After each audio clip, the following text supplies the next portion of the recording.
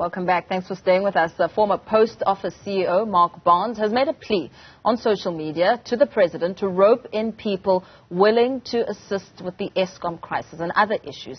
And this is what he had to say. He said there are half a dozen 100 days opportunities between now and the election.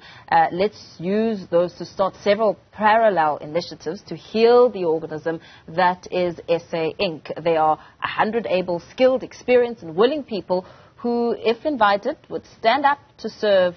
I'm not making this up. Mark Barnes joins me now in studio. Very good afternoon to you. Some really powerful, well thought out ideas around what could happen to better the situation. Talk to us about this frustration. And I mean, you've come out to talk about it. It's something of serious concern to you.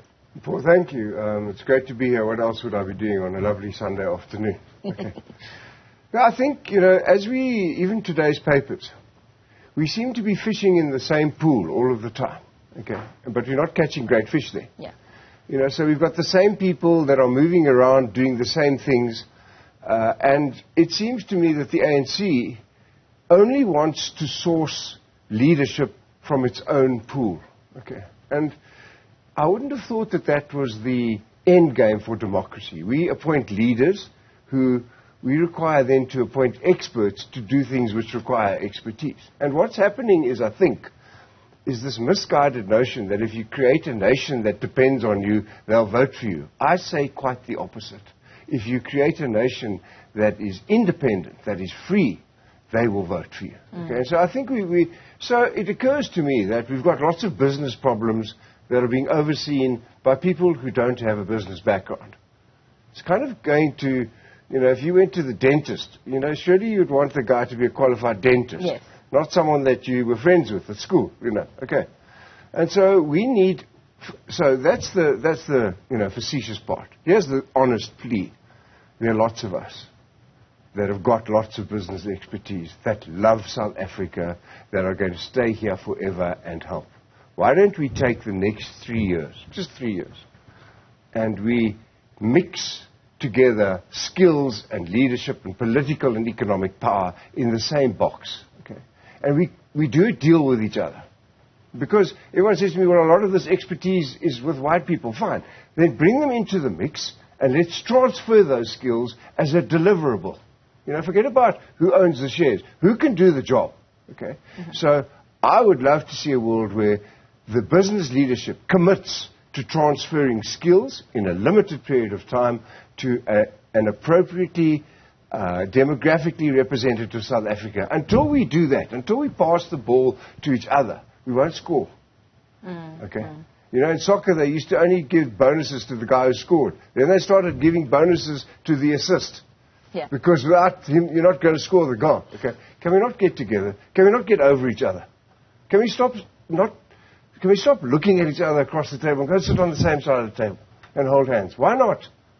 And the timing would be important because as you and I sit here and we try and perhaps assess and make sense of the political, economical, socio-economic climate, we'll realize that there's a lot of trouble. I mean, the unemployment rate is high.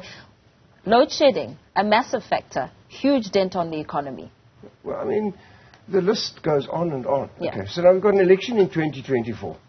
That's too far away to start fixing things. Okay.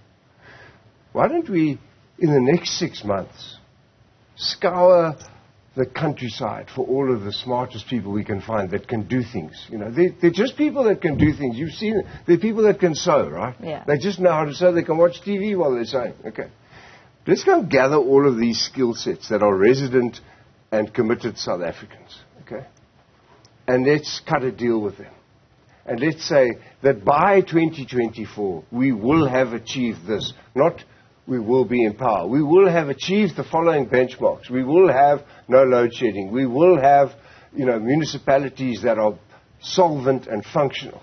And if you, as a business person, walks into a municipality tomorrow, and they say to you, solve this thing, you're either going to say to them, can't be solved, or you're going to say, these are the steps that you have to take. You have to cut these costs, you have to increase this revenue, you have to build this, you have to get capital to lower the cost per unit of energy or whatever it is, they would tell you that. And then instead of feeding capital into dysfunctional organisms, we start feeding capital into well thought through structured business plans.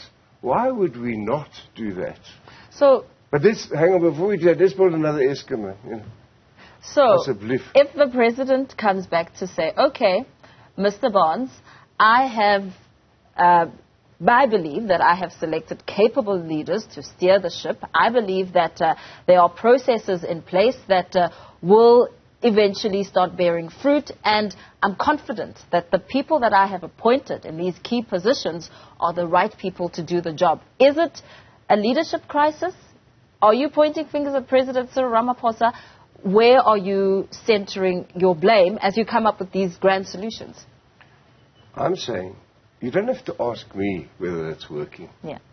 Look around you. Everything that we look at is a little bit worse every time we look at it. Okay? Look at how people are behaving in the streets. Forget about the equations of efficient, energy, power and stuff like that. Just go into the streets and ask people how they feel. Now, it is not sustainable to have a population, the majority of whom are hungry, inappropriately educated, and don't have access to basic services. Okay. Now, so why don't we start there? Why don't we start with the primal needs of our population? Why don't we start with something that gives people hope? Just hope. Not an outcome. Let's say we got people to believe, because they don't believe anymore. They don't believe anymore. Yeah. Okay, and so that's one of the causes of corruption, because there's no other way to get out of the ghetto. Okay, there's no job. Okay, and so we need to create an enabled population that has got hope. That's all we need. After that, look at us. Look what we've been through. Yeah. Just give us a purpose and give us hope. Now, sometimes you have to appoint the right people that have got expertise that aren't in your team. Mm-hmm. Just for a short time. So I'd say that you agree with the recommendations that we saw in the State Capture Report with Chief Justice Raymond Zondo, speaking of perhaps the ANC, the leaders, the president should be somebody that's not necessarily within the political spheres. As he made his recommendations, he spoke of that suggestion, which gained a lot of criticism. It's a challenge about democracy. Okay? Yeah. We in South Africa, we know we have to have democracy. We tried no democracy, and we know what happened. So you have to have a you have to have a democracy outcome to appoint our leaders. However, those are political leaders. We then need, as a separate objective process, to appoint economic leaders. Okay. Now, in the old apartheid system, with all of its horrible things, the centers of political and economic power were the same. The Afrikaners were in government and in charge of business. Okay. Now, I'm not saying that there was still corrupt elements. There was still corruption. Yeah, of course. When if you fly over from Cape Town to Joburg and you go over the middle of the Karoo and you see a long tar road going out to some farm, that was administered in the old government. Okay. Yeah. No, we know all of this. Okay.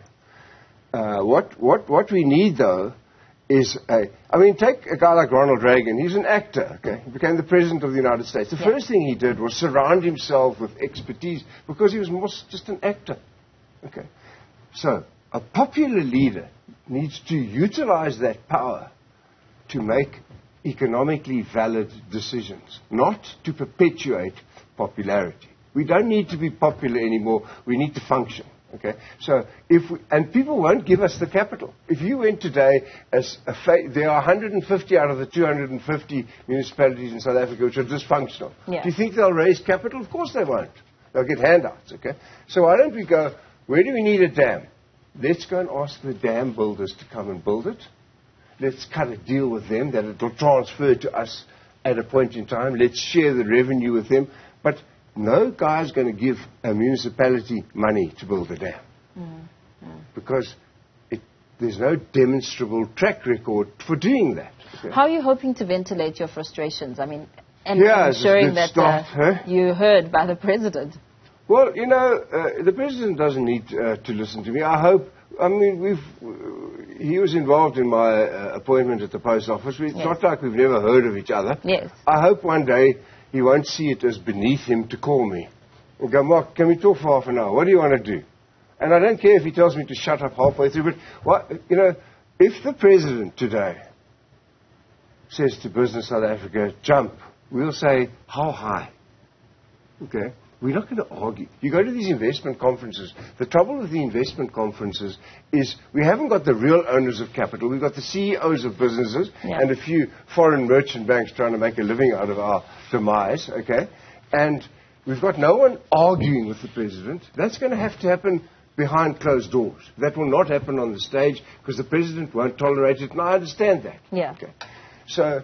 But if he called any one of these people, and I can name, but I'm not going to do this on national television, if he called 10 people that are recognized experts with track record into his office and said, But, because they might have to say but for a couple of things. Okay. But I want you to be part of this team, and in 3 years' time, this is what I want. I want a functional... I want black people in charge of it. I want young people working there. I want these. Can you do it? We'd jump up and down to do it. Of course we would, man. We live here. Very well. We're going to have to leave it there. And thank you so much for your time. Thanks for coming in studio, ventilating and speaking of your frustrations of South Africa. Mark Barnes there talking to us about that. And, of course, wrapping up that interview as we now, in a moment, will be crossing live to Alexandra to our reporter Ziniko Mhlaba, where Police Minister Bheki Cele has been engaging with Alexandra residents.